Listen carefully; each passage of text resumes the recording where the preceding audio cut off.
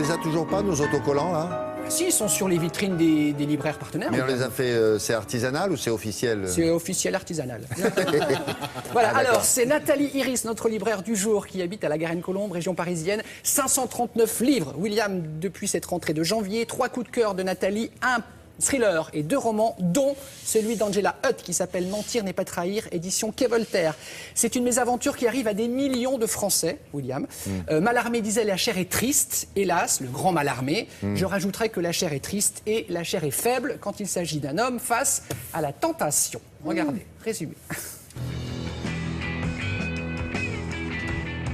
Nous sommes en Angleterre, de nos jours, un couple bien sous tout rapport. Un jour, le mari part faire une course en voiture et il croise une jeune fille qui vient de faire une chute à vélo. J'aperçus une roue de vélo à l'avant qui continuait de tourner en roue libre. Donc évidemment, il lui porte secours, il l'emmène à l'hôpital, les deux lient conversation. La jeune femme lui demande s'il est marié et là, il répond non. C'est le début de l'engrenage fatal et infernal. Et ce mari va devenir très largement infidèle et commencer à mener une double vie. Sa femme semble ne se douter de rien. Nous, lecteurs, on se demande jusqu'à quel point elle se doute de quelque chose ou pas. On tremble pour le mari alors qu'on se dit mais quand même c'est lui le coupable. C'est un livre sur la trahison, c'est aussi un livre sur l'amour et sur la confiance. C'est un livre qui fait rire aussi. Il y a tout un tas de petites scénettes qui font qu'on va avec un grand plaisir jusqu'au bout de ce livre. Mon deuxième coup de cœur, un roman lumineux dans son propre rôle de Fanny Carello aux éditions de l'Olivier. L'histoire se déroule au lendemain de la Seconde Guerre mondiale dans un manoir en Angleterre. Fenella est domestique. Un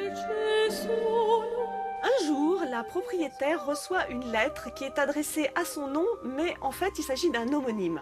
Fenella est très intriguée par cette lettre, décide de la lire, et là, elle découvre que c'est une admiratrice d'une cantatrice qui écrit à la cantatrice pour lui dire « Voilà, je vous ai écouté lors d'un concert, et la manière dont vous avez interprété cet opéra m'a complètement bouleversée et a changé ma vie. »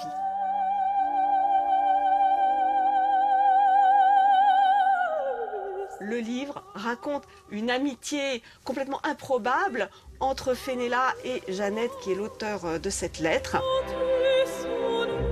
C'est le 3e roman de Fanny Carello et c'est un roman qui est joyeux, c'est un roman qui donne envie de vivre, c'est un roman qui montre aussi qu'il faut savoir réagir parfois à des toutes petites choses, mais ces toutes petites choses vont déclencher de grandes choses. C'est un livre que vous aurez du plaisir à lire, c'est un livre que vous n'oublierez pas. Et pour terminer, un polar au rythme effréné, Dans son ombre de Gérald Seymour aux éditions Sonatine. Londres 2001. Joe Kahn travaille pour les services secrets des douanes. Il est effondré. L'homme qu'il traquait depuis des années vient d'être libéré faute de preuves. En fait, il a comparu au tribunal et le témoin clé a refusé de se présenter. Joe Kahn, lui, est déterminé à arrêter, quoi qu'il advienne, William Packer, ce mafieux qui pourrit toute l'Angleterre avec son trafic de stupéfiants et son trafic d'armes. Joe Kahn va donc aller retrouver William Packer en Bosnie parce qu'il sait que Packer est en train de monter un trafic d'armes sous couvert d'une mission humanitaire. Que vous soyez amateur de polar ou non, je vous assure, c'est un roman captivant, envoûtant. On est ballotté de pièges en fausse piste.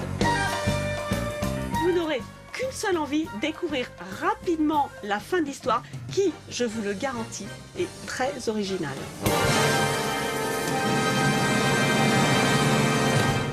Voilà le choix de la semaine de Nathalie Iris, conseillère libraire de Télématin, entre autres, à la Garenne-Colombes, s'il vous plaît. Miou Miou, comme on l'appelle ici, parce que c'est vrai que ça pourrait être la sœur de Miou Miou. Merci beaucoup, au revoir. La météo.